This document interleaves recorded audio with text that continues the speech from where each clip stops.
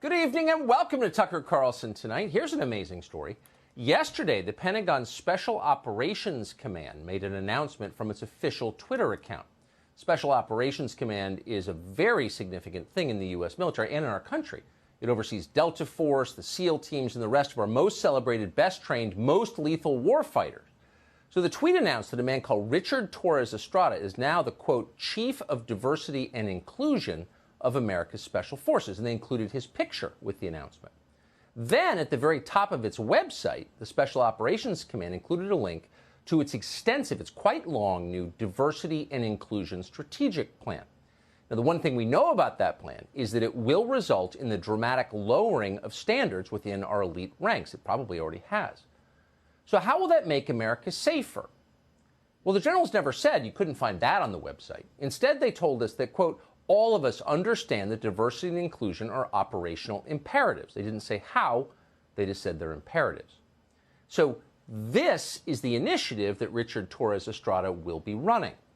So the question is, who exactly is Richard Torres Estrada? Well, his Facebook page gives some indication of who he is. On it, you will find an attack on the police as racists. You'll find crude BLM propaganda. You will find a photograph of Donald Trump holding a Bible in front of a church. Next to Trump is a photograph of Adolf Hitler. The point is, they're the same.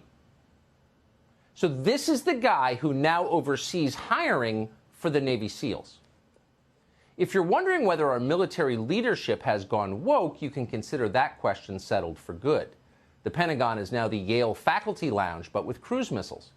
And that should concern you. Meanwhile, the rest of the world rolls on and gets more menacing by the day. Tonight, for example, the Suez Canal, one of the busiest shipping lanes in the world, is blocked by a stranded container ship. Was it an accident? Maybe, maybe not. We don't know. What we do know is that the Suez Canal is vital to the world's economy. That's not an overstatement. The Suez Canal is one of only about a dozen strategic choke points that control virtually all global trade, and now it's closed. So this is a challenge to America's critical national interests. How is the Pentagon responding to that? Well, they're occupied with other things right now. For the last month, the entire U.S. military has been operating under a so-called stand-down order. That was issued by the new Secretary of Defense, Lloyd Austin, the defense contractor, now running the military. Lloyd Austin believes the real threat to America is not the Chinese government or paralyzed global trade. The real threat to this country is people who didn't vote for Joe Biden. Watch. And if confirmed, I will fight hard to stamp out sexual assault and to rid our ranks of racists and extremists. The job of the Department of Defense is to keep America safe from our enemies. But we can't do that if some of those enemies lie within our own ranks. So Republicans voted to confirm him. He is himself an extremist.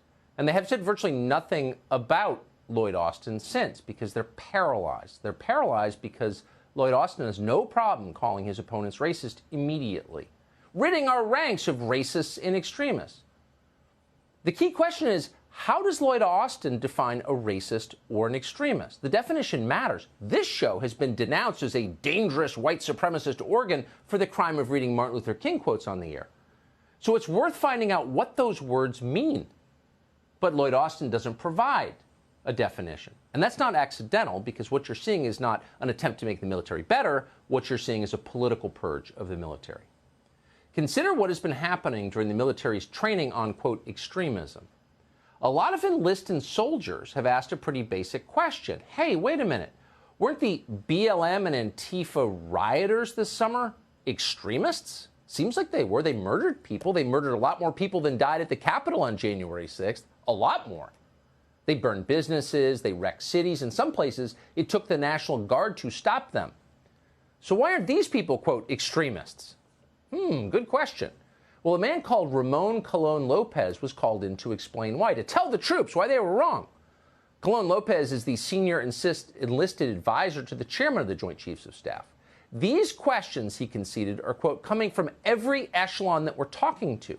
Some people may think, all right, so the events of 6th of January happened. How come you're not looking at the situation that was going on in Seattle prior to that? Well, yeah, exactly. Kind of an obvious question. Well, Ramon Colon Lopez has an answer. Actually, it's more of a threat. Quote, I am concerned about the way that some people are looking at the current environment and what they are thinking they can do and act upon based upon their personal beliefs. Oh, in other words, if you ask questions like these obvious questions, you are by definition dangerous. Colon Lopez said he was working hard to, quote, make sure that military members understand the difference between Seattle and Washington, D.C. All right, what are those differences exactly? Well, here's one. BLM, Colon Lopez explained, is a, quote, social injustice organization, and therefore it's not extreme. Also, quote, when the military called upon us to go ahead and support an effort in Washington, we did. We never got called for the law enforcement issue that was happening in Seattle. Oh, so the mayor of Seattle never called the National Guard to put down Antifa. Therefore, Antifa is not an extremist organization. Well, that's ludicrous, obviously. In fact, it's not even true. Actually, the National Guard did deploy to Seattle during the riots last summer, but whatever. Colon Lopez's job isn't to make sense. It's to send a political message from the Joe Biden administration. We're in charge now. This week, we spoke to a DEA agent who was fired for being in Washington on January 6th. He didn't riot.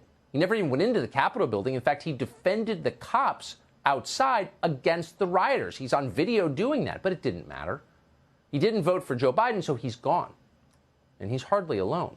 Earlier this month, the FBI arrested a man from Oklahoma called Anthony Alfred Griffith. According to the FBI, here's Anthony Alfred Griffith's crime. He walked into the Capitol building through open doors and took pictures. Then he handed those pictures to federal investigators. Here's the FBI's criminal complaint against Griffith. It accuses him, quote, of witnessing multiple people trying to break down a door. Oh, he saw it happen.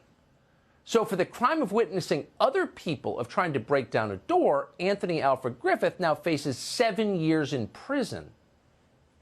But don't worry, people like Anthony Alfred Griffith, our leaders tell us, are extremists, they're white supremacists, and our military needs to be laser focused on making certain that no one who votes like these people do can ever serve in the armed forces again. We absolutely need to look at any type of white supremacists that are still members of the military and how they're being targeted for recruitment by white supremacist groups. And we need to weed this out. This whole idea of police officer on police officer violence with those officers who have been turned by white extremists is really scary to me. And I know it's got to be scary for the other police officers. I am considering legislation to create a standalone punitive article in the Uniform Code of Military Justice to address violent extremism in the ranks and to send a message of deterrence that this kind of conduct will not be tolerated in the military. We've seen a lot of reports highlighting how many of the attackers were veterans. And there's been really a growing recognition that the military has to do more to address extremism in its ranks. It's really an amazing clip. The first two people you saw speaking, Hirono and Duckworth, are extremists. They're the most extreme members of the U.S. Senate. They went on television this week to tell us that people with the wrong skin color couldn't be hired for federal jobs. Did anyone at the Capitol on January 6th call for that? Not one person that we're aware of, and we denounced it immediately. So they're extremists by definition, and they're lecturing us about extremism. The military has to do more to address extremism. And in a way, they're doing that by aggressively promoting extremism.